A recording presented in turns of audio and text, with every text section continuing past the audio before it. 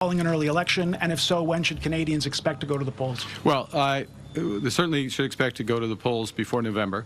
The news today is behind me. An exceptional group of individuals who are serving Canada, united, focused cabinet, focused on action, focused on the issues for Canadians. There will be other news in the coming days with respect to ensuring that we have as strong a mandate that is needed for the time. Canada's 24th Prime Minister Mark Carney sworn in at Rideau Hall this morning along with 23 members of his cabinet. Well, he's got the job.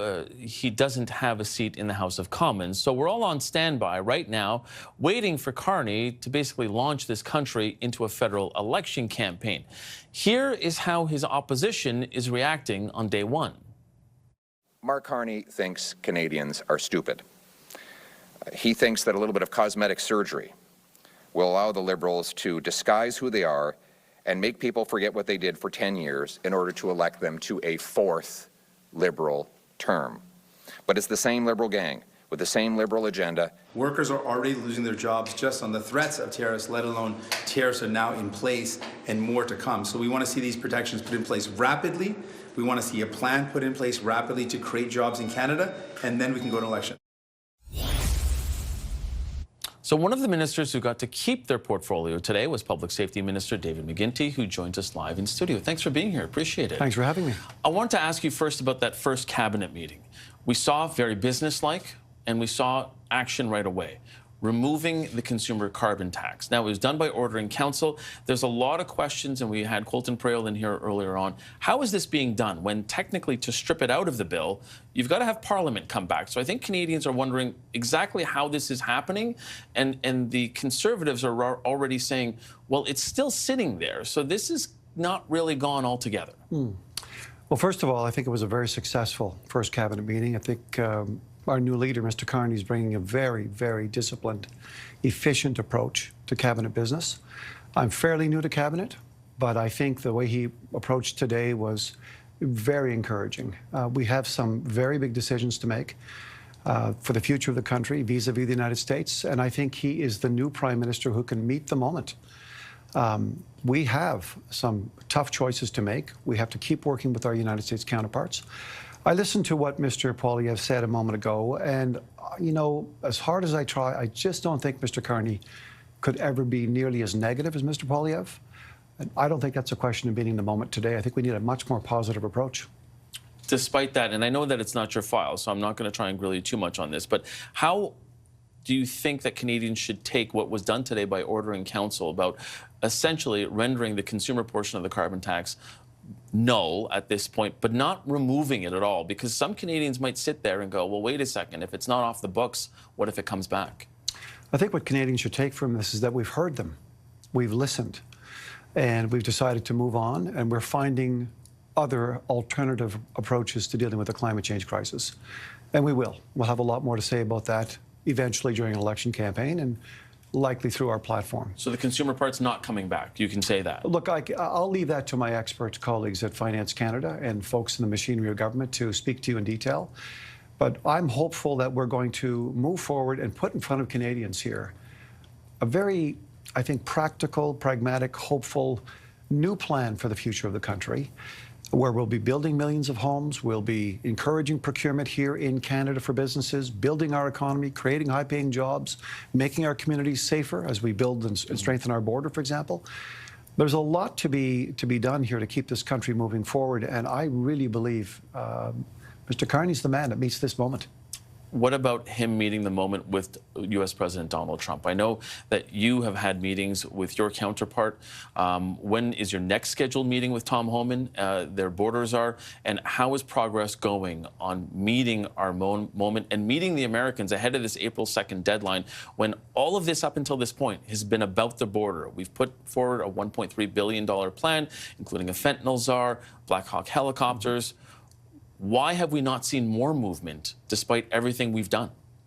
Well, we've seen a lot of progress on our border. We made our border a much stronger border. We have, but they haven't moved on their side of it. They haven't said, okay, well, then the tariffs are gone. There have been a couple of pauses, but we are still facing April 2nd. Yeah. Despite all of the work that Canada has done and everything that Canada has promised. We're going to continue to manage this relationship carefully and judiciously, with patience and discipline.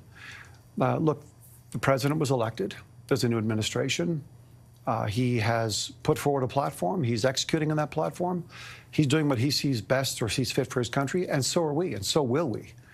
I think that's a very important thing for Canadians to understand. We have a plan for the future. We're going to continue to manage the relationship. We have to keep the dialogue alive. In terms of my portfolio, we're in daily contact operationally with different folks, the DEA, the FBI, Homeland Security.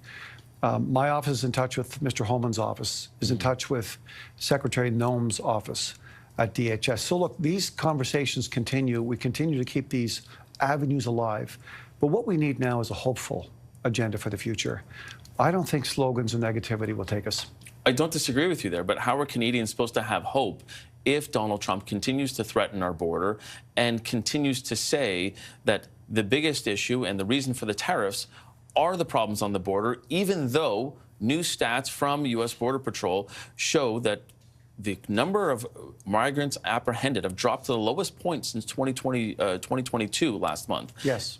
So we're doing all the work, yet the threat still remains. And I know you're talking about hope that Canadians should have. So what hope are they supposed to have that no matter how much Canada does at the border, that the threat remains there? I guess, you know, I'm trying to sort of square that circle. How are Canadians supposed to feel better about everything that your government is putting into it if the U.S. is not moving on it? Well, first of all, there is movement. It depends at what level. There's cooperation going on now between our officials on the financial side. There's a lot of cooperation on the operational security side and border side. And all these investments that we're making on the border are actually making our community stronger inside Canada. For example, on the fentanyl crisis, the Americans understand now more than they ever did that if we're going to wrestle the fentanyl crisis to the ground here, we've got to do it together. They can't do it alone, and we can't do it alone. So there's a lot more partnership here than meets the eye. We're going to continue to dialogue, continue to meet, continue to explore options for improvement.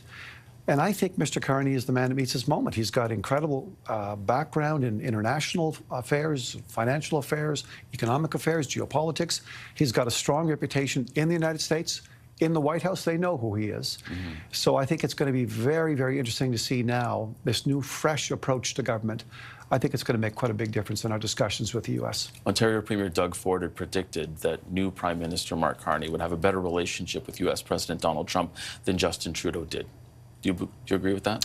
I think that the Premier's onto something. I think that the President understands that Prime Minister Carney has a very strong background in business, understands economics, understands the American economy, as well as the Canadian economy. And so that's going to be important in terms of dialogue and discussion. So, you know, we're thankful that all of us in Canada are pulling together right now, Mike, on this. We need the premiers, we need the provinces. We need all of us now united in a very important moment where we've just got to stick together, faced with what we're facing coming out of the administration. So then, given that, how much do you think the presence of Prime Minister Justin Trudeau hampered any progress if there was that interpersonal relationship? It's difficult to say, but, you know, here we are. It's a new time, a new government, new Prime Minister, new cabinet, tighter, very focused, very disciplined, very decisive. And I think that's very encouraging as we head forward. But we're also staring down an April 2nd deadline of punishing tariffs. And I guess my question to you here is, if Prime Minister Justin Trudeau had left sooner, do you think that we would be in a better place? Listen, Mike, coulda, shoulda, woulda. Here we are. We have an obligation to try to get this right for Canadians. We have an obligation to move forward together with the United States.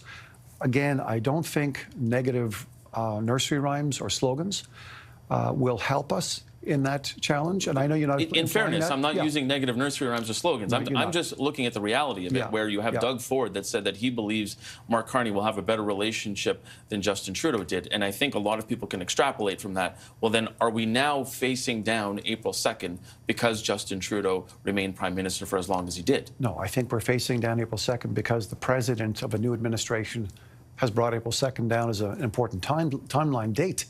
here we are, but we're going to work our way forward. I am convinced we can work our way through this. We have to get it right. We have to enlist all Canadians in this effort. And I think we have at the helm of the Liberal Party of Canada and the government right now a serious person for a serious challenge. I know cabinet confidence doesn't allow you to say what happened behind closed doors. What are you hearing from Prime Minister Carney about when he intends to reach out to President Trump and the game plan going forward? Because he is a businessman, because he's the type of person that plots things on a calendar and says, this is our game plan going forward, what has he said to cabinet, and what does Canadians need to know about his game plan in terms of facing those April 2nd tariffs and making sure that they do not get applied, and also about contacting U.S. President Donald Trump? Well, you're right. Cabinet is confidential, but I would say this. Canadians can have confidence in Mr. Carney's discipline, the fact that he is working his way through relationships right now. He is off to London and then to Paris to meet with both the British and French Prime Ministers next week. He'll have a lot more to say about this in due course. And I'm encouraged, very encouraged. I think we have in Mr. Carney a very, very experienced individual that can help us get through this moment.